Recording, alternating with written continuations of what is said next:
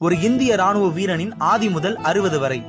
சீருடையின் மோகம், இளமையின் வேகம், எப்படியும் தகுதியாகிவிட வேண்டும் என்ற ஒரு ஆர்வம். இதற்கெல்லாம் காரணம் என்னவென தெரியுமா? அரசு வேலையின் ஆர்வம், குடும்பத்தின் வறுமை, சீருடையின் கவர்ச்சி. பயிற்சி பற்றி பார்ப்போம். திட்டுகிறான் என தெரியும், ஆனால் திட்டுவது புரியாது.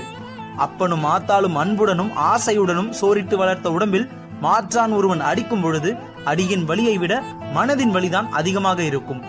ஆனால் பயிற்சியின் முடிவில் எல்லாம் மறந்து போகும். ஆனால் சில காயங்கள் ஆறாது ஆழ்மனதில் ஆழமாக பதிந்திருக்கும். முதல் விடுமுறை. தண்டச்சோறு, தடிமாடு, தருதலை என்ற பெயரெல்லாம் மாறியிருக்கும். பகைவனும் பங்காளியாகி இருப்பான். வருமானம். எத்தனை காசோலை அனுப்பினாலும் கடைசி வரையில் கணக்கில் வராது.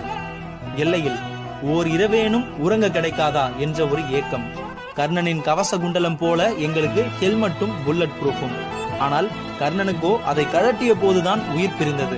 ஆனால் எங்களுக்கோ அதை கழட்டினால்தான் உயிரே வரும். வாழ்க்கை துணை. வந்த நாட்களில் கெஞ்சுவாள், நான் பெரிதா இல்லை வேலை பெரிதா, வேலையை விடுவென்று.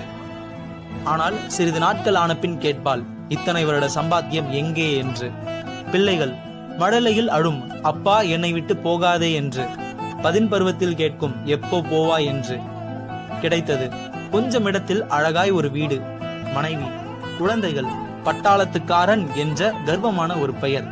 20 வருட பணியின் பின்பு இனியாவது விஆர்எஸ்ஸில் வருவா என கேட்டால் எல்லோரும் கேட்பது, இனி இங்கே வந்து என்ன செய்ய போகிறாய் என்று. நிறைவு. ஒரு கிழட்டு ஹவில்தாராய், சப் இன்ஸ்பெக்டராய் அல்ல ஒரு இன்ஸ்பெக்டராய் நாங்கள் 60இல் வீடு சென்றடையும் பொழுது மகளின் திருமணம், மகனின் மேற்படிப்பு, ஆடம்பரம் என எல்லாவற்றிலும் சிறுக சிறுக நாங்கள் சேர்த்து வைத்த வங்கி கணக்கு எல்லாம் கரையும். மீதம் உள்ளது எங்கள் ஓய்வூதியம் மட்டுமே. முடிவு. உன்னத உறவாய் நாம் நினைத்த உறவுகளின் யதார்த்த முகம் இப்பொழுது எங்களுக்கு தெரிய வரும். முகஸ்துதி செய்த வாய்கள் எல்லாம் வையத் தொடங்கும். அப்போதுதான் எங்கள் ஈரக்கண்களுக்கு ஒரு உண்மை புரியும்.